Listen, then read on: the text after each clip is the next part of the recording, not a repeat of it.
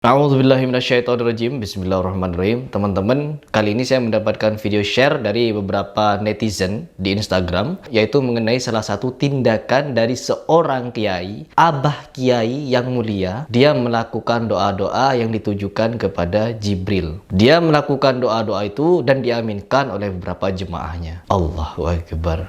Berdoa kepada Jibril, minta duit lagi. Bukan cuma kiai, teman-teman. Ada beberapa jemaah yang pergi ke kuburan minta uang yang merah-merah.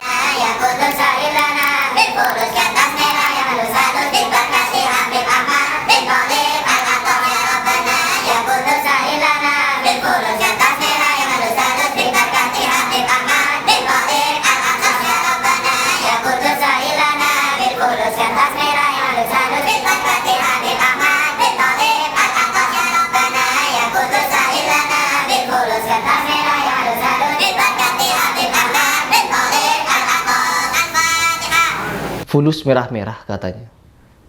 Apa-apaan itu? Ke kuburan minta-minta uang. Nanti setelah dibahas, alibinya macam-macam. Itu bukan minta kuburan, tapi minta ke ini, tawasul ke ini. Aduh, apa mentah. Oke, sekarang tidak perlu banyak lebar. Coba kita simak seperti apa video minta-minta ini yang minta ditujukan kepada Jibril. Kiai ini ya, kiai. Jibril. Turunkan uang. Ya Rob. Masjid ini. Masjid Karuhun, Masjid ini. Masjid Kolot. Masjid tua. Turunkan rahmatmu. Amin ya Allah. Turunkan amin ya Allah. Jibril, turunkan. Rahmatmu keluar. Jibril, turunkan uang. Ya turunkan uang. Allah. Amin ya Allah. Untuk bangun masjid. Amin ya Allah katanya. Jibril, turunkan uang. Ya Rob, ya. Kelihatan jelas kan? Jibril, turunkan uang. Ya Allah. Ajaran dari mana? Ajaran siapa ini? Minta-minta uang kepada Jibril. Kiainya minta ke Jibril, yang lain amin ya Allah. Ya Rob. Masjid ini. Amin ya Allah katanya. Masjid Karuhun, Masjid Kolot. Masjid Kolot. Tuh. Kiainya minta ke Jibril, yang lain mengaminkan ke Allah. Ajaran dari mana? Minta ke Jibril. Ya Allah. Padahal Nabi Muhammad tidak pernah minta-minta ke malaikat, minta ke jin, kecuali minta ke sama manusia. Nah, minta tolong, minta bantuan, boleh. Ini minta ke Jibril ini. Apa-apaan ini orang? Turunkan rahmatmu. Amin ya Allah. Turunkan rahmatmu. Jibril, turunkan. Rahmat Jibril. Turunkan rahmatmu ya Jibril. Mulai kapan ada ajaran yang mengajarkan kita untuk minta kepada selain Allah? Ya, ajaran Islam terkhusus.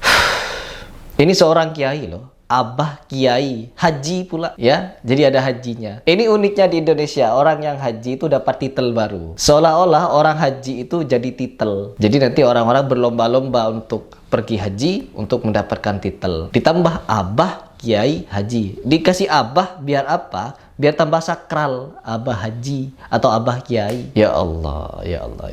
Nabi Muhammad itu juga haji ya. Tapi gak ada titel hajinya. Sayyidina Umar, semua orang-orang di sana tuh haji semua. Tapi tidak ada yang menyematkan gelar haji di depannya. Cuma di Indo. Ya, ini abah kiai haji minta tolong kepada Jibril. Berdoa kepada Jibril.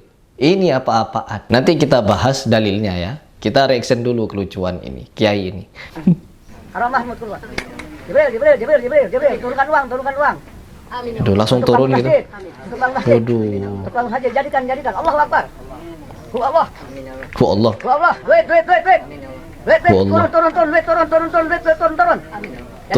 Turun duit.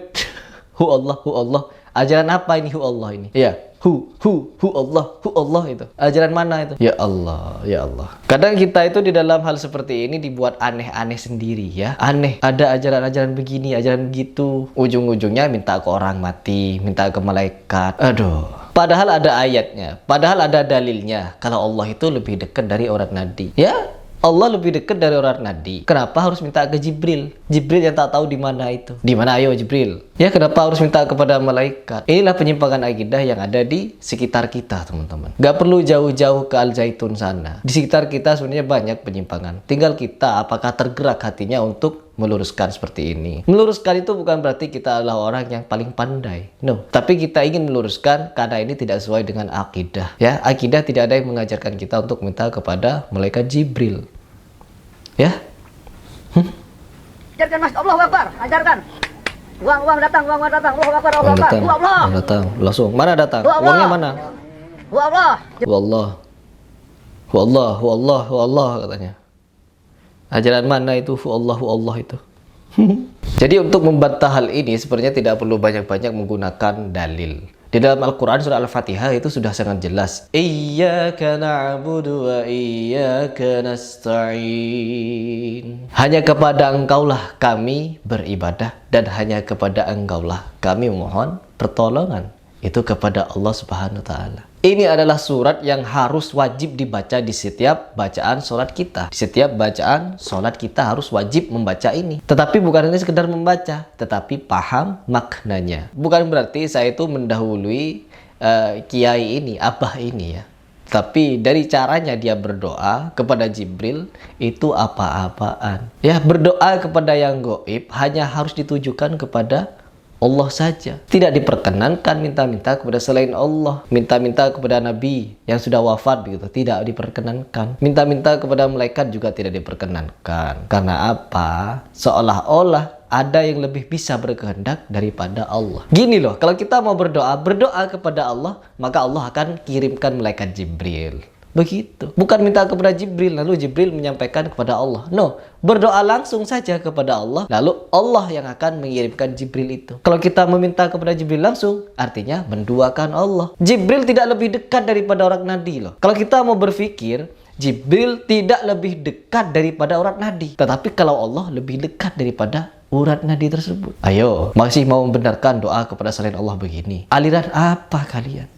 Ya, jadi biar tidak perlu saya banyak menjelaskan, nanti saya yang akan diserang. Kenapa? Pengikut seperti ini yang hu Allah, yang begini-begini itu banyak di Indonesia. Jadi biar hal ini bisa dibantah bahwa minta kepada orang yang sudah mati, orang yang dikatakan wali ini itu, minta kepada malaikat, itu adalah suatu kesyirikan. Maka kalian patut simak pendapat dari ulama ini. Semua yang Allah perintahkan dikerjakan dan dia tidak butuh yang lainnya. Apapun yang sesuai dengan hukum Allah dipatuhi, apa yang tidak sesuai ditinggalkan. Walaupun dia harus dijauhi oleh seluruh manusia. Maka itu namanya tauhid, keimanan kepada Allah. Dan syirik adalah mempartnerkan Allah dengan makhluknya. Seperti orang-orang musyrik Mekah. Mereka menyembah Allah, yakin Abu Jahal, Abu Lahab, itu semua yakin ada Tuhan namanya Allah. Tapi mereka masih mempartnerkan Allah dengan patung. Patung itu didatangkan kemudian mereka partnerkan. Mereka juga minta sama patung, minta juga sama Allah. Maka ini syirik namanya, menyekutukan Allah. Seperti banyak di Indonesia orang mengatakan iyyaka na'budu wa iyyaka nasta'in. Hanya kepadamu kami menyembah, hanya kepadamu kami minta tolong. Tapi begitu selesai salam, dia pergi kuburan sebelah masjidnya minta-minta sama kuburannya. Mana komitmen tadi yang dia ucapkan? Di rumahnya penuh dengan buhul dan isim-isim, penuh dengan surat-surat, kertas, keris, benda-benda yang diberikan oleh orang-orang yang dungu dan bodoh, jauh dari agama, yang biasa di Indonesia dikatakan dengan orang pintar. Maka ini merusak dirinya sendiri, merusak tauhid, dia syirik kepada Allah. Tidak dibolehkan. Dan sudah pernah saya jelaskan, Bapak Ibu sekalian, Aisyah radhiyallahu anha, istri Nabi SAW, di kamar tidurnya lah Rasulullah SAW dikubur. Dan ini ranjang Aisyah, di sebelahnya adalah kuburan Nabi SAW. Tidak pernah ada satu riwayat pun Aisyah mengatakan Rasulullah tadi malam datang temui saya, atau silahkan taruh air kalian di kuburan Nabi akan berkah, atau ambillah tanahnya, atau apa saja. Tidak pernah ada satu pun riwayat masalah itu. Dan kalau Rasulullah SAW saja tidak begini, dan tidak pernah ada satu pun riwayat sahabat datang mengusap-ngusap batu nisannya Nabi misalnya, atau meminta-minta pada Nabi di kuburan. Kalau Nabi saja nggak dikerjakan, bagaimana dengan orang lain? Bagaimana kalau hanya sekedar guru mengaji kita atau kiai? Kalau Rasulullah SAW saja tidak, bagaimana dengan yang lainnya? Ini syirik, menyekutukan Allah Subhanahu wa ta'ala, tidak dibolehkan sama sekali. Ada juga fenomena syirik, mungkin akan ada babnya sendiri. Orang-orang yang kadang-kadang mempartnerkan Allah tapi dia tidak sadar. Seperti pernah kasus di Makassar waktu itu, saya diingatkan atau disampaikan oleh seorang pengusaha kayu yang sering bawa kayu-kayu dari Kalimantan. Dia bilang, Ustaz, di pelabuhan di sini di kota Makassar, seringkali kalau ada pengusaha baru mau luncurkan kapal barunya, maka dia sembelih kambing. Kambingnya bukan dibagiin ke anak yatim, makanin orang susah, bukan, disembelih dilempar di laut. Untuk apa, saya tanya? Supaya kapalnya tidak diganggu oleh penjaga laut. Ini syirik ini. Gimana caranya? Lautan, langit, air, udara, batu, segala macam ciptaannya Allah. Tidak pernah ada seperti ini. Yang menjaga lautan malaikat, yang menjaga langit malaikat, yang mengutus, yang mengerjakan semua pekerjaan ini, mengatur kadar air, kadar udara, malaikat yang diperintahkan oleh Allah Subhanahu wa ta'ala. Syaitan-syaitan yang coba menyesatkan manusia dari pemahaman seperti itu. Ini bahaya sekali. Saya juga kemarin lewat di Jakarta, saya baru tahu kalau orang punya keyakinan, sebagian orang, semoga dikasih hidayah, itu setiap lewat terowongan pasti mereka bunyiin klakson. Saya sempat pulang dari Bintaro waktu itu pengajian malam, mobil saya lagi masuk bengkel, saya diantar waktu itu sama panitia. Pas lewat terowongan lagi macet total, tiba-tiba klakson rame bunyi. Saya bilang, tidak sengaja, saya cuma bilang, orang-orang ini kenapa nggak sabar ya? Toh di depan kelihatan memang macet panjang sekali, nggak mungkin klakson ini tidak berpengaruh ke sana. Ternyata yang bawa mobil bilang, Ustaz nggak tahu. Saya bilang, kenapa? Ini syirik nggak Ustaz? Apa syirik ini? Apa masalahnya? Dia bilang orang-orang ini klakson bukan karena macet, tapi karena berkeyakinan kalau lewat terowongan harus bunyiin klakson supaya penjaga terowongan tidak ganggu mobilnya. Hah? Sedangkal itu apa keyakinannya? Ini semua syirik ini, ya. Tidak dibolehkan sama sekali. Makanya Allah bilang orang-orang yang beriman dan tidak mencampur adukkan imannya dengan kezaliman atau syirik. Mereka itu adalah orang-orang yang mendapat keamanan. Makna keamanan Bapak Ibu sekalian, hidupnya tenang. Makin murni tauhid kita, makin kita mentauhidkan Allah, mengisahkan Allah, tunduk hanya pada hukumnya, ya, patuh pada perintahnya, maka makin tenang hidup itu. Orang makin bertauhid, hidupnya makin tenang. Karena dia tidak akan bergantung kecuali kepada Allah.